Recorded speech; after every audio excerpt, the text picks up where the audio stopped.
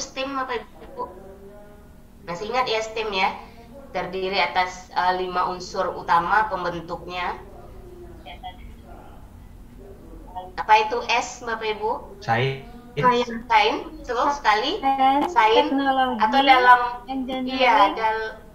dalam apa? Dalam konsepnya sains itu IPA ya. Nah, IPA, ilmu pengetahuan dan alam, mempelajari tentang alam dan fenomenanya. Nah, STEM, sains. Kalau T apa Bapak Ibu? Teknologi, Teknologi. Kita membawa teknologi ke dalam pembelajaran kita. Kita memanfaatkan, artinya kita memanfaatkan alam ya, memanfaatkan memanfaatkan peralatan ya, peralatan yang digunakan ya, yang bisa digunakan dalam pembelajaran, memanfaatkan teknologi di dalam pembelajaran kita sehingga kita mudah memahami sains itu sendiri. Kalau E, Engineering.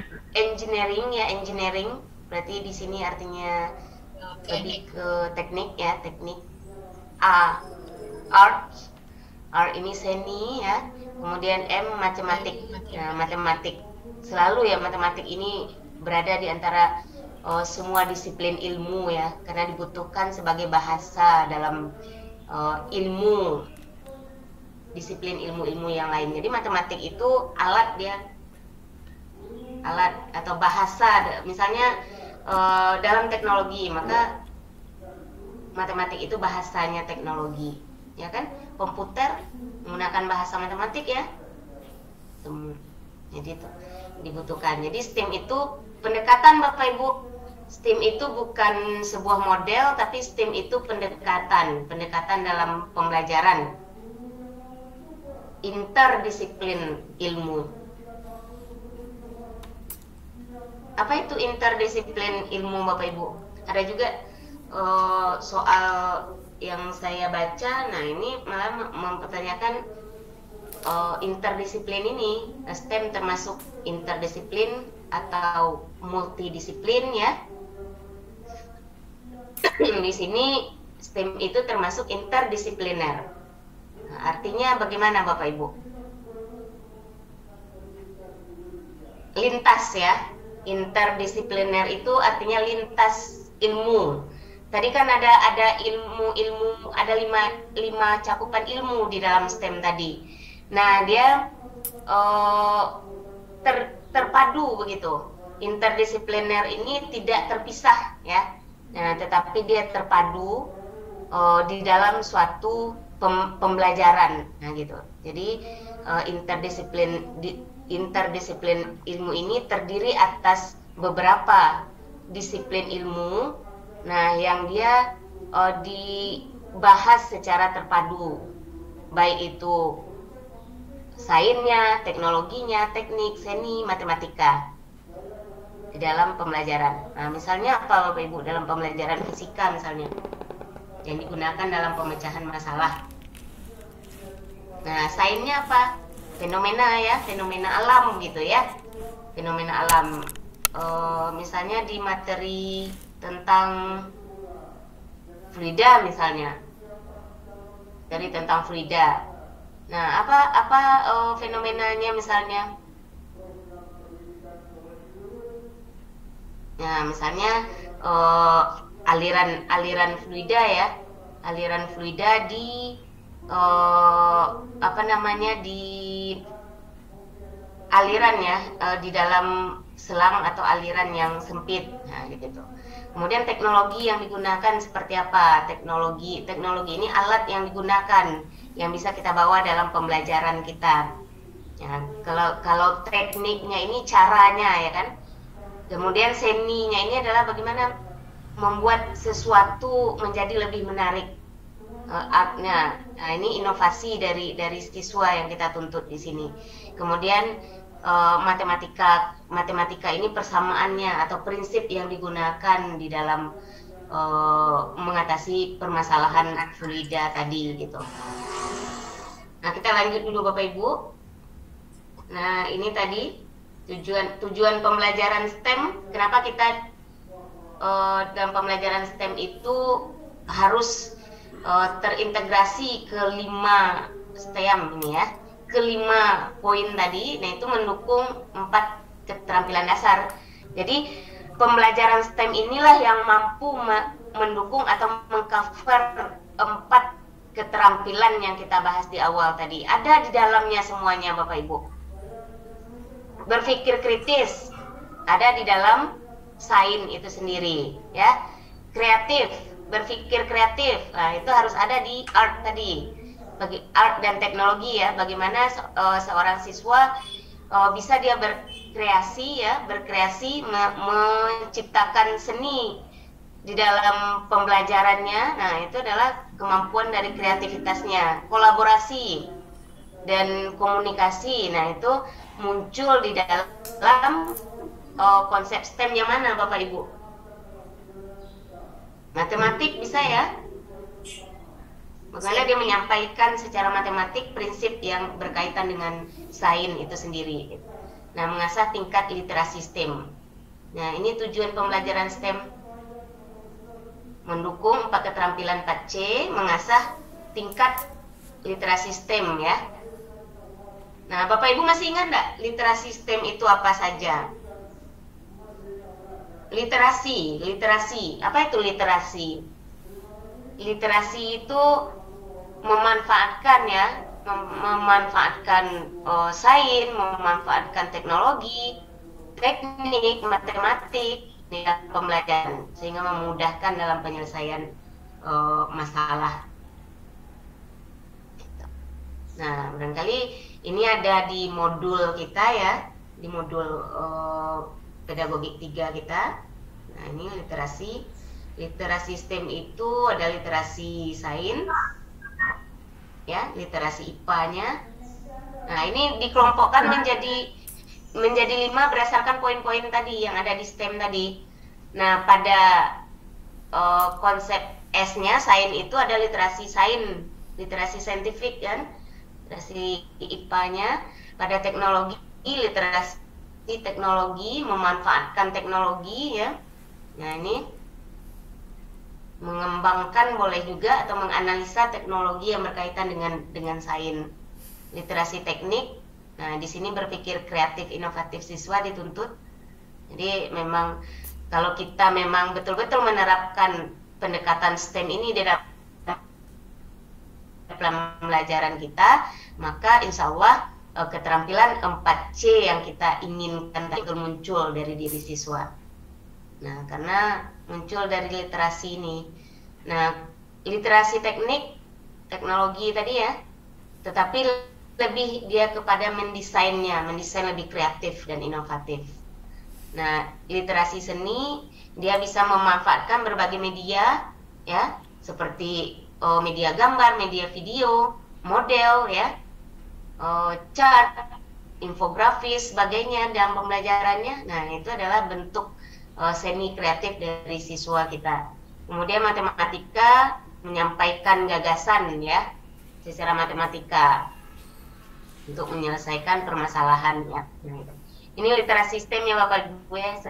Saya hanya mengingatkan kembali konsep-konsep dasarnya saja ya.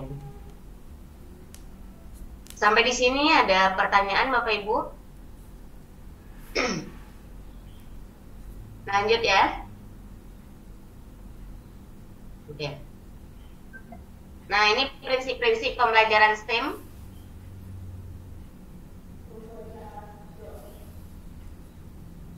Prinsip-prinsip pembelajaran STEM ada 7,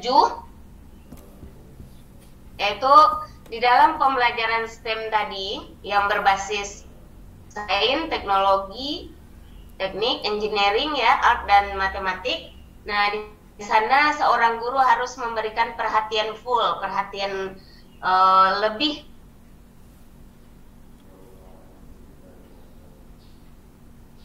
mengapresiasi apa yang dilakukan oleh siswa, tidak boleh lepas dari perhatian kita.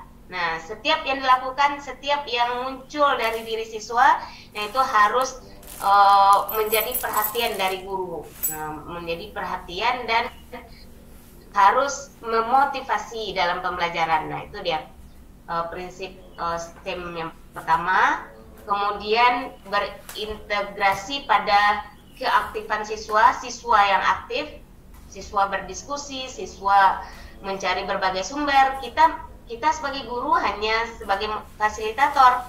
Nah, sebagai fasilitator, nyatanya di dalam pembelajaran kita itu adalah berbentuk orientasi ya Bapak Ibu ya, memberikan permasalahan di awal barangkali. Nah, berikan permasalahan di awal berupa pertanyaan esensial terkait materi. Nah, baru nanti siswa kita arahkan dia berkolaborasi di dalam pembelajarannya ya, dalam kelompok kecil, kelompok ahli, diskusi kelas, nah sebagainya. Kemudian dia berelaborasi, bereksplorasi. Nah, itu ya. Nah, kira-kira elaborasi dengan eksplorasi itu bedanya di mana Bapak Ibu?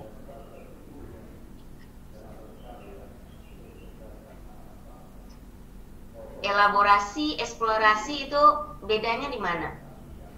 Bagaimana caranya kita mengaplikasikannya di dalam pembelajaran kita?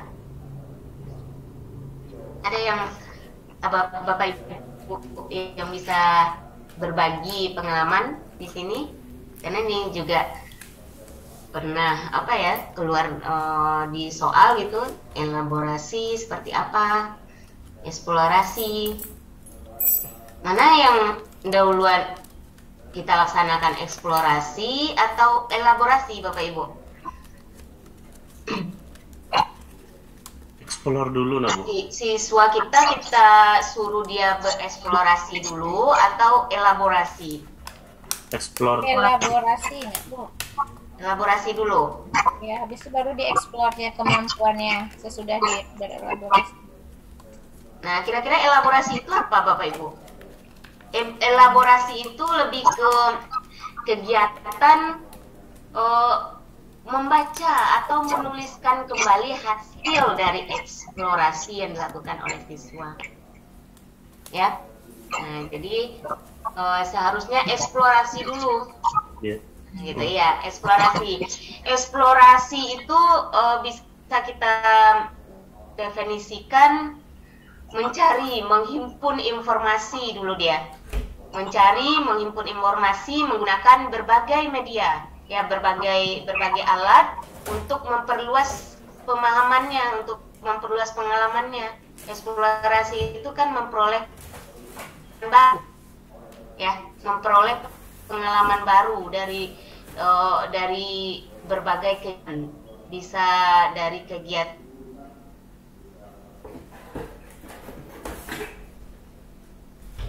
mengamati, ya, bisa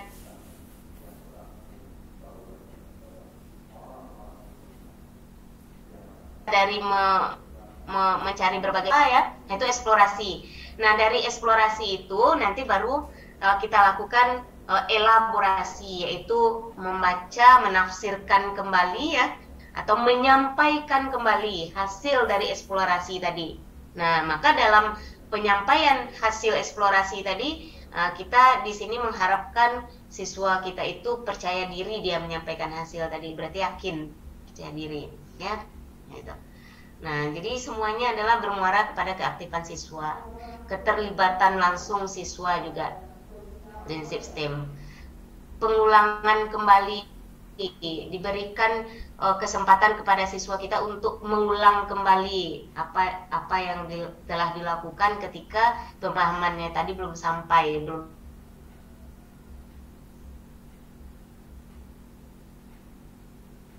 diberikan tantangan supaya siswa kita tadi bisa dia mencapai hasil yang diharapkan, ya, capaian pembelajaran yang diharapkan. Kita perlu memberikan berupa tantangan-tantangan dalam pembelajaran. Nah, kemudian jangan lupa memberikan balikan penguatan ya kepada siswa tentang apa yang sudah dicapainya, apa yang sudah dilakukannya. Nah, bisa dalam bentuk penilaian evaluasi ya, evaluasi hasil pada siswa. Kemudian jangan lupa kita harus menghargai perbedaan individu pada siswa. Ya, perbedaan individu ini barangkali ada siswa kita yang cepat dia menanggapi, cepat dia menyerap pengetahuan atau wawasan yang kita berikan. Ada yang sedang, ada yang lambat. Nah, maka oleh sebab itu kita harus memahami karakteristik siswa kita, ya, yang berbeda tadi. Nah, ini dia kan, ini ada 7 prinsip-prinsip dari pembelajaran STEM tuh. Nah, pembelajaran STEM banyak model STEM ini seperti yang saya katakan di awal, dia berupa pendekatan ya Bapak Ibu ya. Pendekatan ini artinya kita menggunakan beberapa apa istilahnya, menggunakan beberapa konsep. Di sini konsep belajar ada sains, teknologi, engineering, art, dan matematik untuk digunakan di dalam pembelajaran kita. Namun yang namanya pendekatan, nah itu tidak akan bisa kita laksanakan tanpa adanya model pembelajaran, ya kan Bapak Ibu? Nah, jadi model pembelajaran ini motornya, bagaimana caranya kita melaksanakan model STEM ini. Nah, itu bisa berbeda-beda setiap guru. Guru A melaksanakan STEM juga, tetapi dengan model atau sintak PBL misalnya. Yang guru B bisa melaksanakan STEM juga, ada juga unsur STEM di dalam pembelajarannya, tetapi modelnya tidak PBL, modelnya barangkali PJBL misalnya kan, atau model apa lagi Bapak Ibu yang termasuk model pembelajaran yang berbasis pendekatan saintifik selain PBL.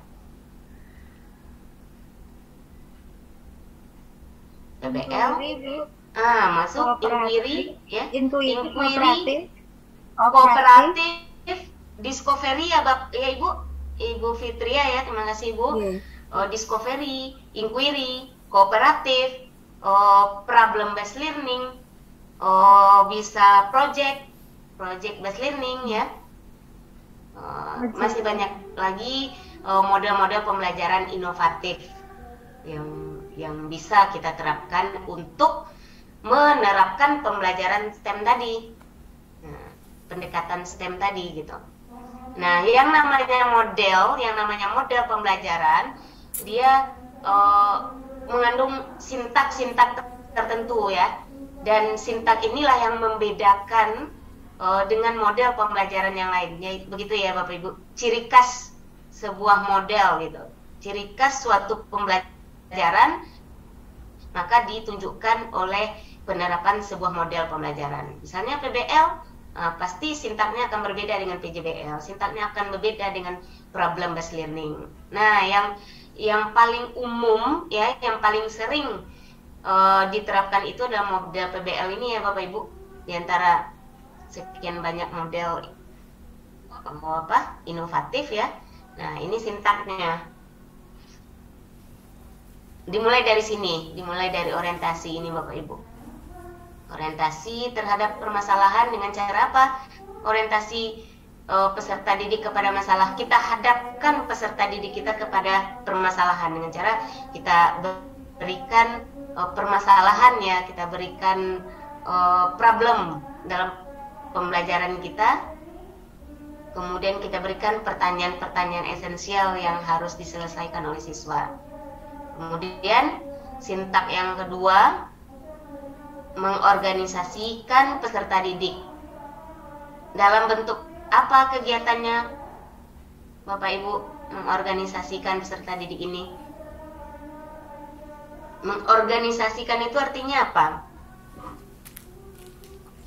Mengelompokkan dalam itu diskusi. Salah satunya, ya, mengelompokkan. Pokoknya mengorganisasikan ini kita mengatur kegiatan peserta didik kita.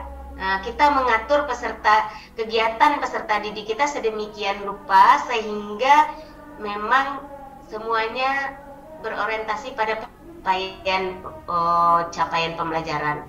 Mengorganisasikan, mengatur itu artinya kita berikan tugas ya terhadap pertanyaan tadi. Nah, ini silakan Anda berdiskusi ya. Kita berikan ini tugas diskusinya. Kita bagi dia menjadi beberapa kelompok tadi ya Bapak Ibu.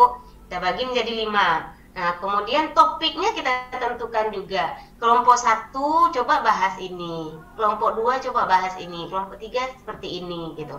Nah, jadi tidak lepas peran kita sebagai guru. Kita kasih tugas untuk kelompok 1 lakukan pengamatan seperti ini. Untuk kelompok 2 seperti ini dia pengamatannya gitu. Mengorganisasi artinya kita mengatur kegiatannya. Nah, termasuk di dalamnya kita membagi kelompok kecil. Itu yang kedua. Yang ketiga membimbing ya. Penyelidikan kita bimbing. Siswa kita melakukan penyelidikan, kemudian mengembangkan, menyajikan hasil karya di sini. Ada karya, berarti dalam PBL ini siswa menghasilkan karya ya. Kemudian menyajikan hasil karyanya di sini